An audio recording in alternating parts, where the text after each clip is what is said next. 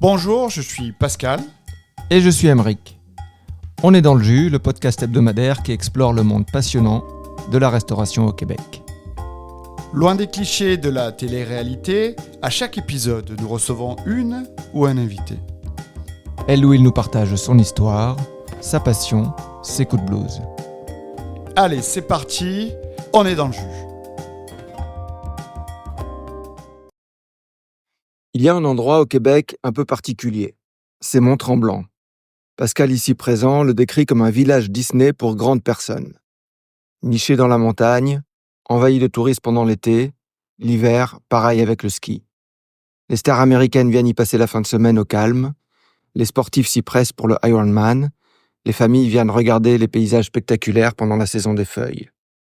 Les bars, les restos, les hôtels accueillent tout ce monde-là. Alors on y est allé, on a été reçus royalement au Quintessence, le plus bel hôtel de la ville, pour rencontrer le chef du restaurant. Aujourd'hui, c'est Julien qui est dans le jus. Alors bonjour Julien. Bonjour. Salut Julien, merci de nous recevoir. Merci à vous d'être venu à Tremblant. C'est quand même, je sais pas, hein, on a fait un petit tour hier là quand même, mais le cadre. Le cadre est magnifique. Hein. L'hôtel donne sur le lac, je sais pas quel lac c'est. Lac Tremblant. Lac Tremblant, ok. Il y a une vue spectaculaire. Toutes les chambres sont dirigées vers ce lac. C'est au milieu de la forêt, j'ai l'impression. Et puis c'est les standards de la grande hôtellerie. Et puis toi, t'es chef ici depuis combien de temps? Ça fait 2 ans et demi que je suis chef au Quintessence. Ok. Et puis comment t'es arrivé chef de... Ah ouais, c'est le truc du direct. Ah ouais, il y a on toujours est un pas- petit bruit. On n'est pas loin de la cuisine. Ouais, Je coupe le four. Non. Non. Non, c'est Ah ouais, au contraire. bon, Au contraire. Non, mais on est là, tu sais, on te dit toujours, tiens, on va être calme pour une fois. Je disais ça hier à Aymeric. Tu vas voir, il va pas avoir de bruit de four. Ah ben non, il y en a encore. Ah, bah, c'est super. C'est génial. On est dans une cuisine, on n'est pas dans une... Voilà. On n'est pas dans une cuisine, on est dans une petite rotonde privée, serre, rotonde, Avec VIP, une salle VIP. Avec vue sur la cuisine. Ça, C'est vraiment cool. Donc, t'as une table sur la cuisine. T'es pas dans la cuisine, mais tu vois la cuisine et t'es tranquille. Tu peux parler de ce que tu veux. Tu peux signer tes contrats le jour où on aura des contrats, des millions de dollars à signer. On viendra ici, c'est une promesse. C'est une table qui est un peu intimiste, avec une vue sur la cuisine. On voit ce qui se passe, on voit les gens en train de travailler. Ouais, c'est sympa. C'est vraiment côté sympa. Quand les gens viennent dans cette salle, est-ce que tu dois leur faire des coucous des fois? Les gens, pour venir ici, ils traversent la cuisine, du coup, ils nous disent bonjour. Donc, ça crée une relation en plus avec les clients. Ah ouais, donc tu traverses la cuisine pour venir ici. Ah, c'est génial. Ça, j'adore ça. J'adore ça. Tout le monde peut la réserver? Bien sûr. Donc, si vous allez au Quintessence, vous demandez la salle privée, comment ça VIP. s'appelle? La serre du chef. La serre du chef. Ah. Vous demandez la serre du C'est chef parce facile. que c'est le meilleur endroit la meilleure table. Donc on revient. Alors On commence déjà, on commence déjà à digresser là, c'est n'importe quoi. C'est n'importe quoi. Donc le cadre, la cuisine, déjà t'as des fenêtres sur la nature, sur le lac, c'est déjà quand même incroyable. On a la chance d'avoir une cuisine qui est quand même de la lumière qui rentre dedans. On n'est pas dans une cave enfermée. C'est très agréable à travailler pour ça. Et ça, est-ce que c'était arrivé toi souvent dans ta vie d'avoir des cuisines déjà où il y avait des fenêtres? Bon. J'ai plus connu des cuisines qui étaient en mode sous-sol, cachées, à l'écart et... Normal. Ouais, normal. On a honte, les cuisiniers, allez là-bas. Alors, comment t'es arrivé ici? Est-ce qu'on est venu te chercher? Est-ce que c'est toi qui a appliqué? Comment t'es arrivé ici? Ça fait 6 ans que je suis au Québec. Ouais. J'étais en Mauricie. Et après le Covid, j'avais envie d'un nouveau défi, j'ai envie de voir autre chose. Ok. J'aimais bien la Mauricie, mais j'étais vraiment dans le bois, loin de tout. J'ai envie de voir quelque chose de plus proche de la ville, avec un peu plus d'activité et moins un petit village perdu.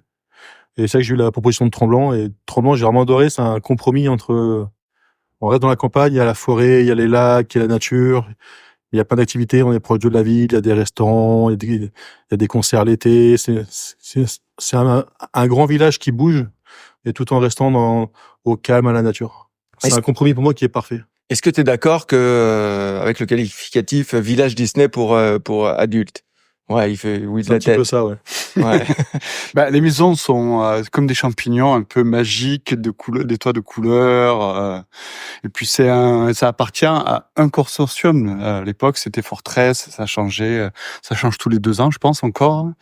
C'est des grands consortiums américains et il faut un peu, ils établissent des règles et tu dois les suivre. Et en fait, il y a dis-moi si je ne suis pas spécialiste de Tremblant, mais c'est toute une partie du village est entièrement conçue pour les touristes. Personne n'habite là.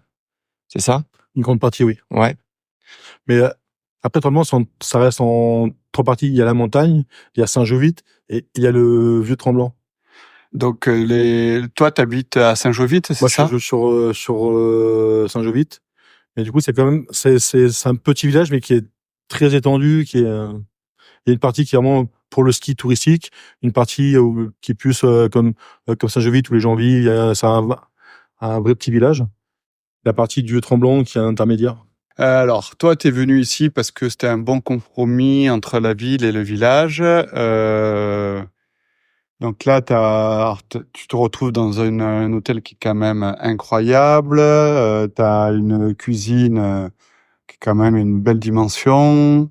Alors moi, ce que je cherchais à la base, c'est déjà un bel endroit avec de très beaux défis et une place où je pourrais vraiment m'installer pour du long terme. Est-ce qu'ils sont venus te chercher? Est-ce que toi, c'est toi qui t'es C'est moi proposé? c'est moi qui postule ici. J'avais une connaissance qui travaillait déjà dans le groupe, qui m'avait parlé de la place. Et c'est moi qui ai postulé, puis après, ça s'est fait comme ça. Est-ce qu'ils t'ont donné une mission? Ils t'ont dit, écoute, Julien, il faut que tu nous serves de la cuisine internationale. Ou alors t'es arrivé, ils t'ont dit, Julien, nous, ce qu'on veut, c'est carte blanche. Ma mission, c'est de continuer ce que les anciens chefs avant moi ont fait. C'est que le quintessence, ça reste une table d'exception pour dans la région, avec un style français-européen, mais de continuer la mission de l'hôtel.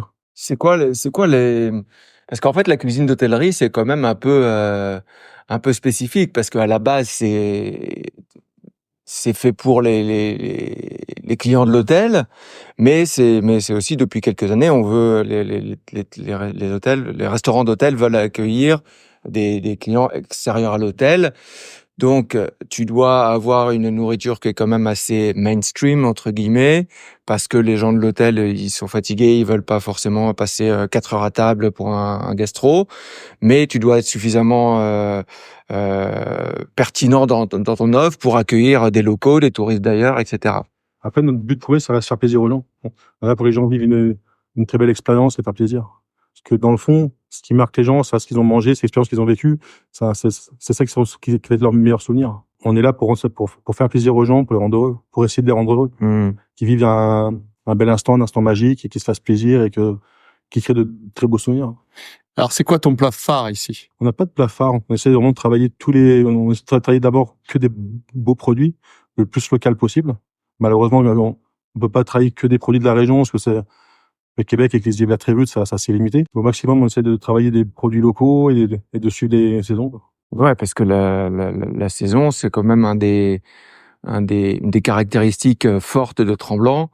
On s'est rencontrés hier parce qu'on a eu la chance de manger à ton restaurant et puis on a discuté un petit peu. Tu nous disais qu'il y avait des fortes disparités entre les saisons. On a la saison d'hiver qui est très forte, la saison d'été aussi. On a 2 intersaisons où c'est plus compliqué on a quand même 3-4 mois d'année qui sont très très calmes.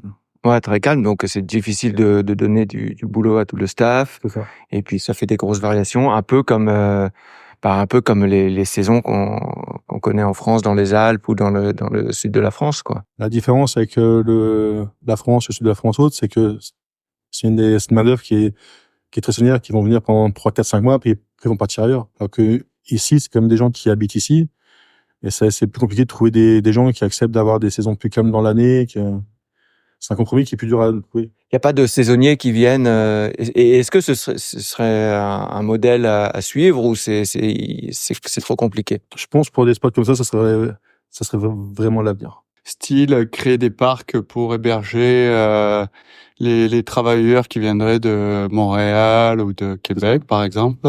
Et puis, Ou même d'ailleurs dans le monde, quoi. Tu dis, je vais passer la saison. Les personnes qui viennent travailler ici, on a quand même accès à des choses super. On peut faire du ski l'hiver. Et on a les plages, on fait des randonnées. Il y a tellement d'activités à faire. C'est une région qui est tellement belle. Mon petit doigt m'a dit que quand tu travaillais ici, l'hiver, l'hôtel te payait le forfait de ski illimité. L'hôtel offre à tous les employés le forfait de ski d'hiver.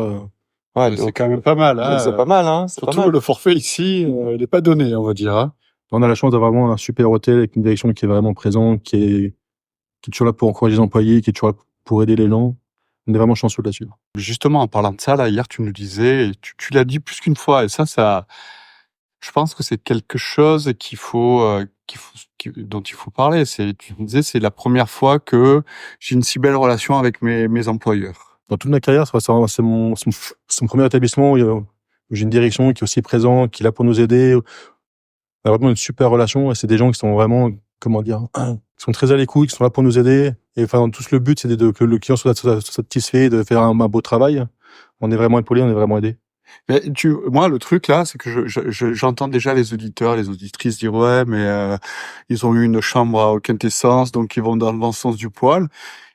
Explique-nous, tu dis c'est la première fois là, ils vont te dire ouais, mais c'est quoi son expérience? Concrètement. Ouais. Concrètement, tu vois, pareil, avec tes expériences passées, est-ce que tu peux nous donner des exemples de choses qui ont été gérées différemment ici? Alors, par exemple, si moi je rencontre un problème, si je fais une erreur, si je fais une chose qui se passe, puis je vois ma directrice générale ou son assistante, et tout de suite mon problème, ça va dire leur problème, et ils vont tout le monde va se mettre en commun pour trouver une solution pour aider.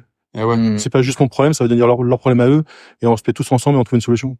Ah ouais, donc ça t'apporte une certaine paix de l'esprit où t'as pas le stress de faire une erreur, en plus de l'erreur, de te faire tomber dessus par la but de tout le monde, c'est de bien faire, on est tous dans le but de toujours s'améliorer.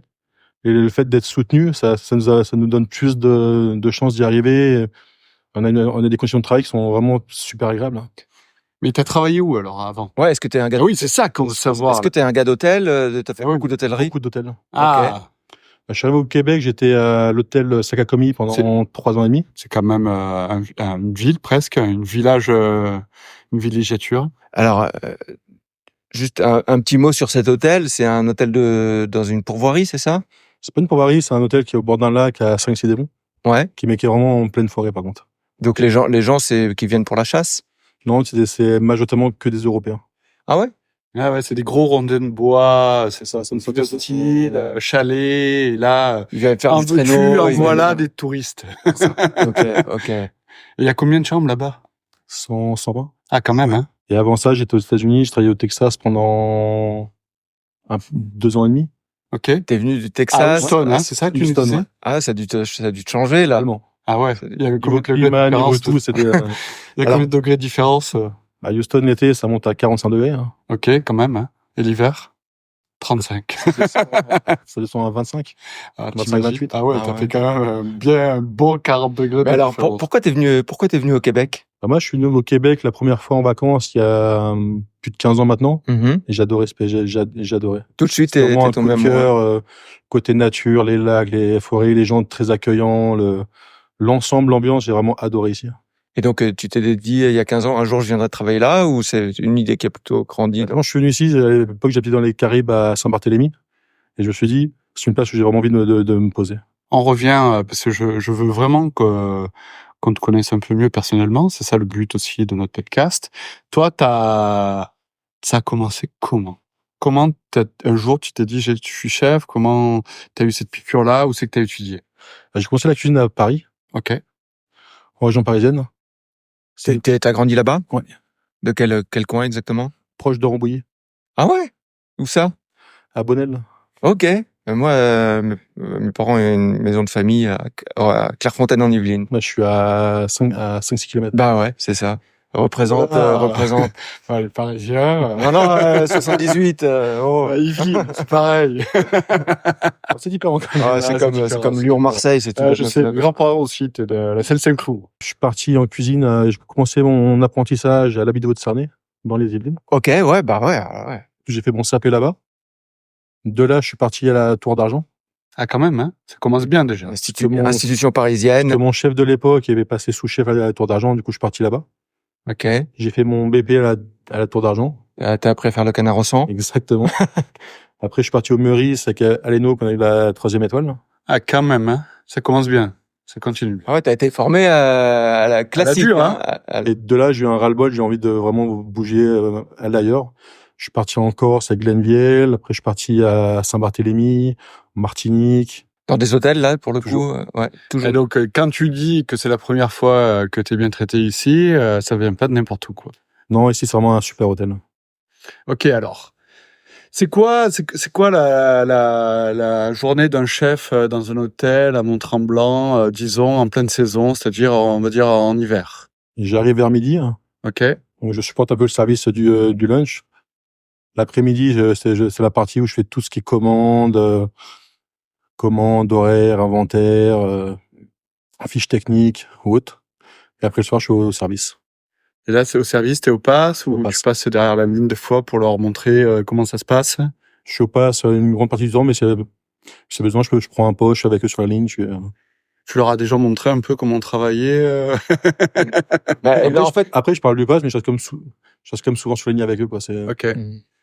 Et est-ce que on parlait je vais revenir un peu sur le staff là. Est-ce que les cuisiniers que t'as sont des cuisiniers formés professionnellement avec des écoles de cuisine, ou c'est plus des formations qu'ils ont eues sur le tas, ou ça dépend? Assez variable. J'ai la chance d'avoir une très bonne équipe. Ouais. J'ai une partie qui vient de France, qui est très bien formée. J'ai une partie qu'on a formée nous-mêmes. Donc, je suis comme chanceux d'avoir une très bonne équipe qui est forte. Après, notre problématique, c'est recruter du monde, parce qu'autrement, ça reste pas simple. Mais je suis quand même chanceux. Ok. C'est pas simple parce que les loyers sont chers, c'est ça, et le salaire est pas forcément adéquat. Les loyers sont chers. Le fait d'avoir des temps morts où les gens vont travailler au moins pendant les temps morts, ça freine beaucoup de monde. Ah ouais, parce que c'est 2 mois à peu près de mars à juin, c'est ça? C'est ça. Et là, c'est vrai que garder du personnel quand tu peux les employer que 10 mois par an, si tu les envoies en vacances, c'est bien beau, mais il faut de l'argent pour partir en vacances. C'est exactement ça. Donc ça, c'est vraiment la problématique qu'on a à Tremblant. Mais après, on a quand même une cuisine avec une majorité de Français, des gens qui viennent d'ici, des gens qui viennent de un peu de partout, quoi. Et c'est des PVT, les Français? Les Français sont arrivés avec les contrats jeunes pro. Ok. C'est 2 ans qu'après, ils renouvellent pour faire leur CSQ, après leur RP. Ok. Mm-hmm.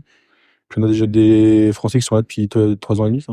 Ok. Et là, est-ce que on a entendu parler d'un stop d'immigration? Est-ce que c'est quelque chose qui t'inquiète un peu? Est-ce qu'il y a quelqu'un qui est venu t'expliquer ce qui allait se passer? Est-ce que ça allait changer? J'ai vu comme tout le monde à la télé ce qu'ils ont annoncé la semaine dernière. Maintenant, on va voir comment ça se concrétise sur le terrain et dans la réalité, quoi. C'est un peu, ça fait un peu chier. Ça inquiète. C'est inquiétant, hein, déjà que c'est compliqué. Ça risque d'être un peu plus compliqué. Au niveau des plongeurs, c'est facile, c'est pas facile d'en trouver?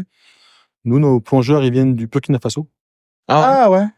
La chose qui est drôle, c'est qu'on a l'hôtel embauché des plongeurs. Il y a 2 plongeurs du Burkina Faso il y a 3 ans. Quand ils ont eu leur résidence, qu'ils ont voulu partir, ils ont référé leurs amis, des amis à eux, des cousins qu'on a embauchés qui sont venus ici. Et du coup, ça fait un roulement. Mais ça, c'est des super personnes. C'est des gens qui, honnêtement, ils sont très dévoués, ils font un super travail. C'est pas un travail qui est simple, parce que la plonge, ça reste très dur. Ah oui. Mais c'est des gens qui bossent très fort, ils sont toujours présents. ouais, c'est un peu comme ça se passe dans beaucoup de restos à Paris, où c'est la famille, les cousins, les toujours d'une certaine région d'Afrique, souvent. D'immigration, en tout cas. D'immigration, et puis c'est ça. Parce que comme tu l'as dit, la plonge, Très dur, c'est très dur. Moi, j'adore ça. Mais pas à temps plein. Pas à temps plein. Mais j'adore ça parce que on a le temps de réfléchir. C'est une question d'organisation. Pour moi, c'était une sorte de méditation. Après, un vendredi soir, on va pas me demander de faire la plonge. C'est plus de la méditation, là, c'est le spa. Et c'est le truc, c'est que il va falloir un jour peut-être qu'avec Kenrick, alors on cherche des gens qui travailleraient dans la plonge, qui viendraient nous faire un podcast avec nous, parce que pour nous, c'est important de mettre en valeur ce métier-là, parce qu'on n'en parle pas assez. Chaque fois qu'on en parle avec les gens, on le voit, mais le grand public ne sait pas ce que c'est le métier de plongeur. C'est quand même un métier qui est super important. Tu peux pas rouler un restaurant sans plongeur. Bien sûr. Ah bah, je l'ai déjà dit dans ce podcast. Moi, quand j'étais chef, je préférais que j'ai un cuisinier qui m'appelle qui rentre pas plutôt qu'un plongeur qui rentre pas, hein. Je sais pas si toi c'est pareil, mais Un peu pareil. Ouais. ouais. Donc c'est un métier important. Et ils dorment où alors ces gens-là, là, les Burkina Faciens, Burkinabé. Burkinabé? L'hôtel a des logements, parce que vu qu'il y a une crise du logement sur Tremblant c'est très compliqué, du coup c'est l'hôtel qui prend des logements pour loger les employés, quoi. Ah, c'est quand même cool ça aussi. Ah, ben t'as pas le choix de toute façon. Alors parlons un peu de toi maintenant, Eh oui. un peu plus de toi. Eh Est-ce oui, que t'as quand toujours voulu être cuisinier ou c'est quelque chose qui est arrivé un peu plus tard ou et puis c'est quoi ton parcours? Après, j'ai vraiment toujours une passion pour la cuisine, parce que le côté français, des grands repas de famille, des grandes réunions de famille, on reste à table pendant 4-5 heures, c'était vraiment le côté de tradition, parce que je pense que la cuisine, même la nourriture, c'est sur l'état qu'on a dans notre famille. C'est des recettes de grand-mère en mère qui sont transmises. C'est une transmission et c'est des souvenirs. Et toi, t'avais des gens dans ta famille qui te faisaient à manger et qui t'ont inspiré? J'ai eu ma mère, j'ai eu ma grand-mère autre, mais ça a toujours été quelque chose, un dimanche, une grande table, tout le monde en famille, avec des plats traditionnels. Comme quoi? C'est quoi les plats de ton enfance dont qui t'allument une petite lumière de souvenirs? Beaucoup de légumes, parce que nous, à notre époque, on était plus à suivre les saisons, à respecter un jardin. L'été, c'est les tomates, après il y avait les asperges, il y avait les pommes de terre, mais c'était vraiment dans les saisons, quoi. Et beaucoup de légumes. Ouais. Donc là, tu regardais ta mère et ta grand-mère cuisiner, ça t'a inspiré, ou alors ça inconsciemment, plus tard, four, là. c'était revenu et Le four là, c'est cuit. eh ouais. Ouais, j'ai vraiment toujours aimé l'ambiance, le fait d'avoir des grands repas, des traditions familiales, des plats qui reviennent tout le temps, parce que je pense que ça reste nos racines, notre une sorte d'ADN. Et t'avais du monde dans ta famille qui était dans la restauration? Absolument pas. Et puis ça t'est venu à quel âge l'envie de Je suis parti en restauration, j'avais 13 ans et demi. 3 ans et demi? Ah ouais, donc tu as À fait. l'école, j'aimais pas trop ça. C'est pas quelque chose j'ai pas d'intérêt réel. Mhm. Et rester assis sur une chaise pendant 8 heures, ça. Ouais, c'était pas le top. Pour quelqu'un qui s'intéresse Ouais. pas, c'est plutôt l'enfer que... Donc, je suis rentré en pré-apprentissage et j'ai vraiment aimé ça, quoi. Ah ouais, t'as tout de suite Il y a le côté dans la cuisine, c'est une brigade, mais c'est un peu comme une famille. On passe tellement de temps ensemble. Il y a le côté famille, il y a le côté service avec la pression, le stress, le coup de feu. Et derrière, il y a des moments un peu plus relax, ou avec une bonne ambiance où tout le monde. tu crées des liens, Exactement. des liens forts là. Bah Ouais, ouais. c'est toujours le fait de faire plaisir aux gens. Enfin, on fait à manger pour que les gens soient heureux, quoi. Là, d'un coup, là, je t'écoutais et en même temps, je me dis, mais attends, tout à l'heure, on a parlé de ton parcours et tu nous as quand même dit que tu avais travaillé avec Glenviel, Alieno, t'as des petites histoires, on aime ça, les petites Histoires croustillantes croustillantes. qui sont disables, bien sûr. Disables, bien sûr. Mais est-ce Ou pas. que t'as un bon souvenir avec Yannick Alieno? Alieno. Bah, moi, j'ai des bons souvenirs avec tout le monde, quoi. Ouais. C'est des époques différentes. Comme à nous, j'étais commis, après je passais demi-chef de partie, donc j'étais vraiment bas de l'échelle. Mais dans chaque établissement, dans chaque chef, c'est une façon de travailler, c'est une vision de la cuisine qui est très différente. Et c'est je pense que chaque chef m'a aussi appris plein de choses. J'ai appris des visions, des façons de faire. Ah ouais, parce que Yannick Aleno, c'est un 3 étoiles, l'un des meilleurs chefs en France. Il a une réputation d'être très classique dans l'approche du management. Lisez entre les lignes. Et des casseroles qui volent. Et puis la Tour d'Argent où tu as travaillé avant, c'est aussi une institution ultra classique. Je sais pas depuis quand ça existe, mais c'est 1820, comme 1826 ou 28. ouais, ils ont une cave au sous-sol qui est genre une des plus grandes caves de France, C'est une des plus grandes tables du monde, hein. des plus grandes caves du monde carrément. Et c'est spécialité canard au sang, c'est ça.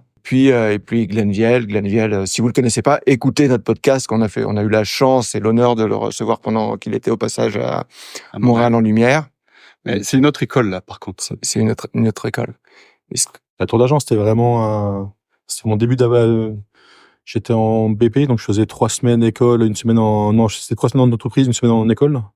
Mais c'était l'ancienne génération. C'était une cuisine très dure, Ils ont failli te dégoûter à un moment donné ou pas? J'ai fait 2 ans là-bas. Ma première année, j'étais vraiment, c'était des horaires extrêmement durs. On commençait à 8h du matin, on terminait à minuit le soir. Et tu devais faire 1h30 de transport pour rentrer chez toi. C'était un peu ça.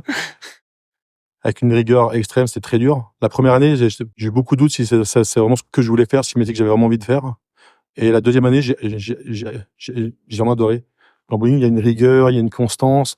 On apprend vraiment je pense la base du métier, quoi. Une fois que t'es rentré dans le moule, C'est ça. t'aimes ça, en fait. C'est dur de rentrer dedans au début, on se pose beaucoup de questions. Il y en a beaucoup qui rentrent pas aussi. Il y en a beaucoup. Tout ce qu'on a détesté au début, ça veut dire ce qu'on aime derrière. Et toi, est-ce que aujourd'hui dans tes cuisines, est-ce que c'est un modèle que tu embrasses à ta façon, ou est-ce que tu es différent dans la... Absolument pas. Absolument pas. Ouais. Et alors, c'est quoi ta vision par rapport à ça, justement? Je pense que le monde a beaucoup changé. On peut plus se permettre, comme à l'époque, de crier sur les gens, d'avoir autant de violence verbale ou même physique. Je pense que maintenant, les gens méritent du respect, qu'on est là dans le but de travailler ensemble et de bien travailler. Les gens qui arrivent au travail avec une boule au ventre, avec la peur haute, je pense pas que ce soit vraiment productif. Les gens, ils sont pas là pour ça, quoi. Bah non. Et puis au niveau des horaires aussi, alors c'est très différent au Québec. Ça commence à changer un petit peu en France. Est-ce que tes cuisiniers travaillent avec coupure ou On a une équipe du matin, une équipe du soir. Et je pense que c'est la meilleure chose que derrière les gens, ils ont une vie à eux. Ils ont le travail, alors qu'en France, nous, on travaille, on a très peu de vie derrière. Ici, ça permet aux gens d'avoir vraiment leur vie personnelle et leur travail. Et je pense que c'est vraiment une très bonne chose ici. Et est-ce que tu arrives, toi, en étant chef, et en ayant vécu sur l'ancien modèle très rigoureux, très classique, très conservateur, est-ce que tu as réussi personnellement à trouver un équilibre entre ta vie personnelle et ta vie de chef? Bah, le meilleur équilibre, ça c'est à moi aussi. Parce que dans ma carrière, en tant que chef, on travaille énormément. Et je trouve que le Québec, ça a vraiment la chance d'avoir une vie personnelle et une vie professionnelle. Donc tu arrives à t'avoir tes 2 jours de repos d'affilée, des fois? Souvent quand même. Ah, souvent, ok. Souvent. Alors, je vais te poser une question. Je connais la réponse, Oui. mais ça m'intéresse vraiment d'en parler si tu es d'accord. Bien sûr. Qu'est-ce que tu peux nous parler d'un de tes loisirs préférés? Moi, c'est la chasse et la pêche. Je suis vraiment tout ce qui est nature. Est-ce que c'est pour ça que tu es venu au Québec, pour la chasse et la pêche? Ou C'était pas que pour ça, mais ça faisait comme partie de l'équation, quoi. donc c'était avant, tu étais déjà fan de pêche, de chasse, donc effectivement le Québec, c'est quand même un... Moi, j'étais aux États-Unis. J'ai quand même aimé les États-Unis. Mais le système américain, j'étais quand même un peu moins fan. Alors que le Québec, je trouvais que c'était un super compromis. C'était les grands espaces américains, mais plus en version européenne. Alors, Plus de structure, plus de...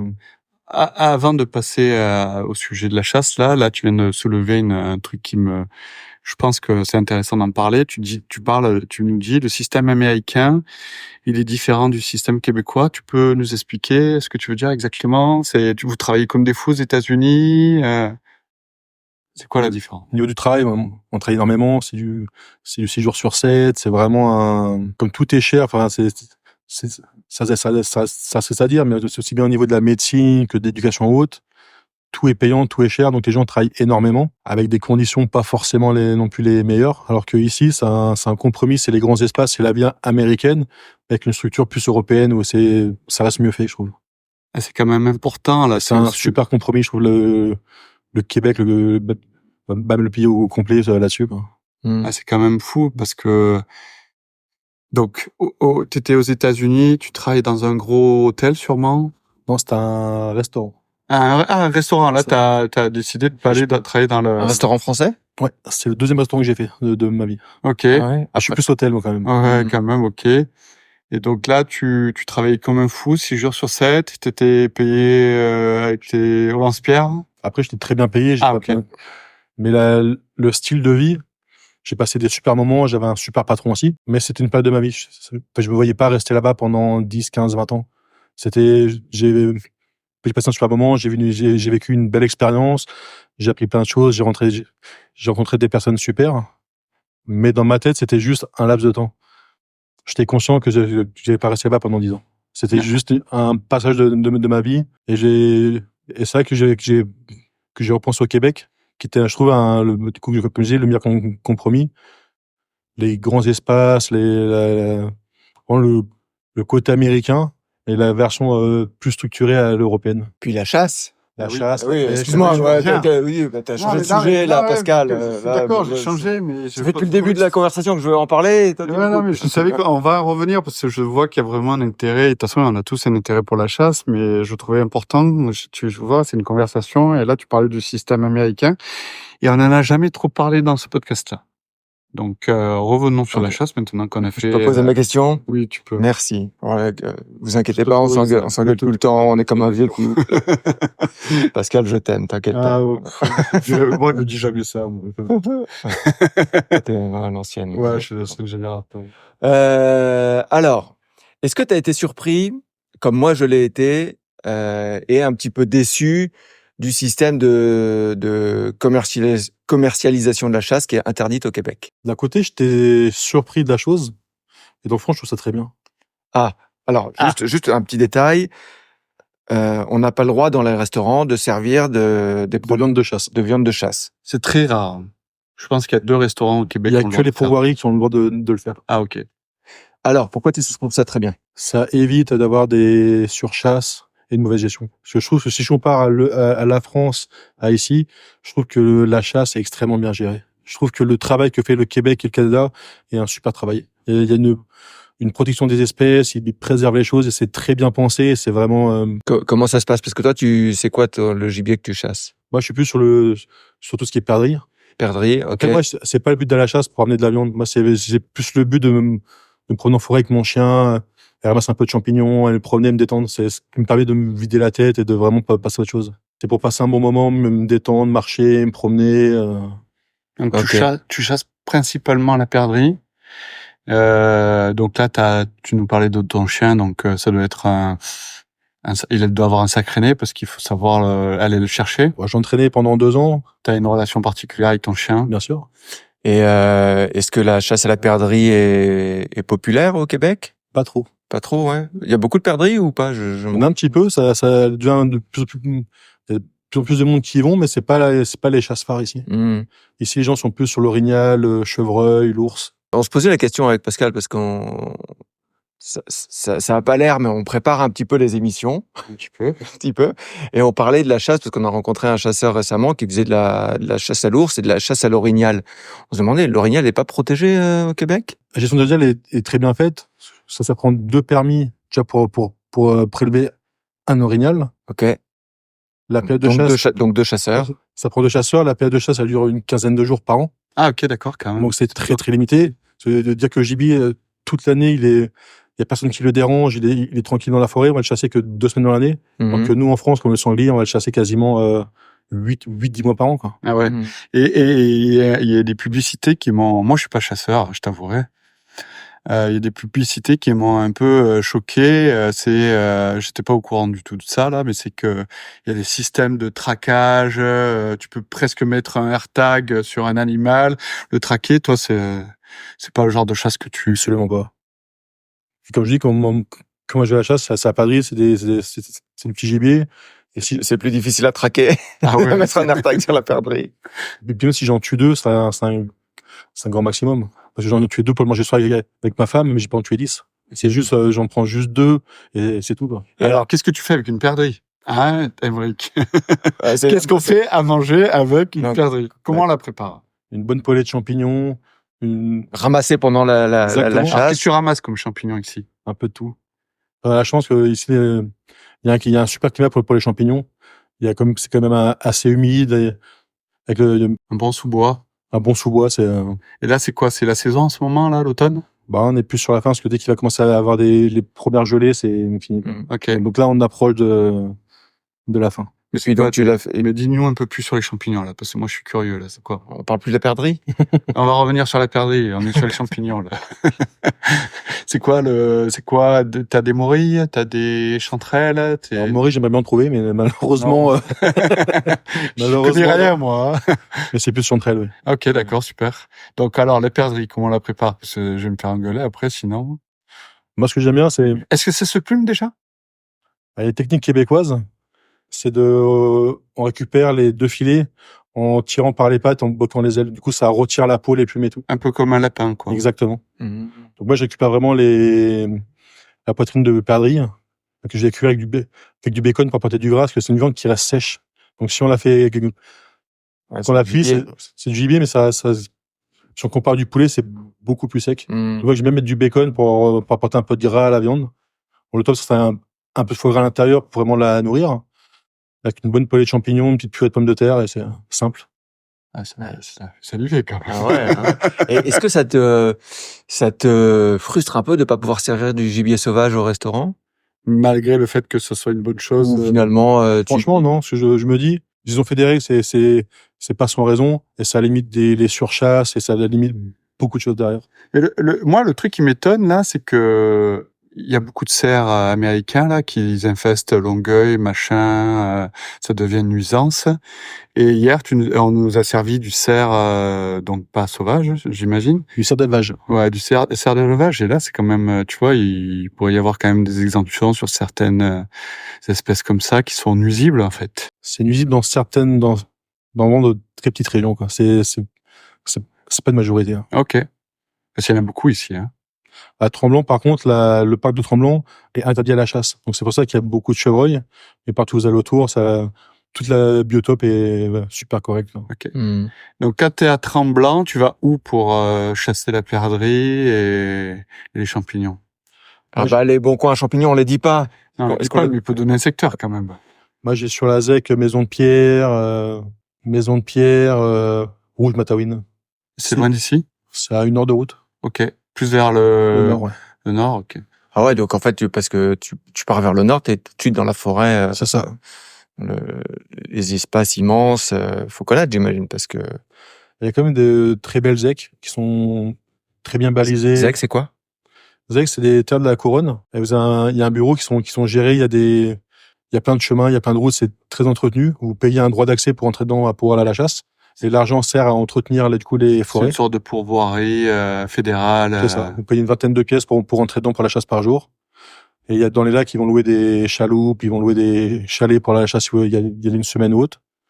C'est très bien fait, ça a des prix décents, et au moins l'argent est utilisé pour entretenir les forêts. Et au niveau de la pêche, alors, tu nous disais que tu pêchais un peu aussi. Beaucoup aussi. Ouais, alors tu pêches quoi? La pêche que je préfère ici, c'est plus l'esturgeon le soir. Ah ouais? Parce que comme j'ai des horaires et que je travaille comme beaucoup, la pêche à l'esturgeon, ça se fait la nuit. Ah ouais. Et donc pour moi, ça rentre plus dans mes horaires. Ok. Et c'est une pêche qui va vraiment sympa. Donc après le service, tu vas... Ça m'est souvent arrivé, ouais. Ah ouais, sympa. Ah, tu avec la torche? La lampe frontale, une grosse canne et Petite bière à côté. je suis pas vraiment à l'alcool, par contre. Ah non? Ah ouais. Non. Donc là, t'amènes ton chien aussi sur le canot? Non, il a trop Non. peur. Non, la pêche à l'esturgeon, c'est pas une pêche qui est très pratiquée au Québec. Ok. Donc il y a beaucoup d'esturgeons. C'est une pêche qui reste sportive et super le fun, quoi. Et tu pêches quoi? C'est quoi la grandeur d'un esturgeon? Il y a de très très belles pièces ici. En moyenne, ça va aller de ce qu'on prend du bord, ça va aller jusqu'à 1 mètre de long. Ah, quand même, hein. Est-ce que tu pêches des femelles, esturgeons, avec des œufs? Tout ce que je pêche, je le relâche. Ah, C'est que du no-kill. ok. Ah ouais. On commence à faire du caviar au Québec. Il y a une pêche commerciale d'esturgeon dans le lac Saint-Pierre. Ouais. Et ils ont commencé la production de caviar il y a quelques années, le caviar du Québec. Ouais, c'est ça, tu l'as goûté? Je suis pas fan, parce que après, ils sont à leur début.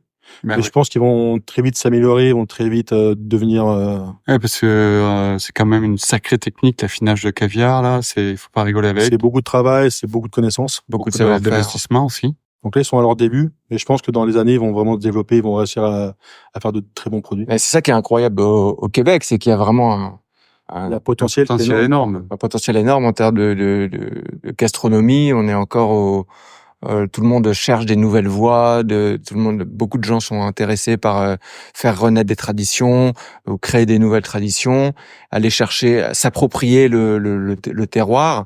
Et c'est ça qui est fantastique au Québec. C'est un champ de possibles incroyable. Et je trouve que aussi tout ce que le Québec fait, donc qui commence au début, c'est le début. En bodybuilding, à la fin, ils le font très très bien. Ils arrivent à faire des super produits, aussi bien dans les microbrasseries, dans les bières, que dans les jeans, que dans plein de domaines. Ils arrivent à faire des super choses.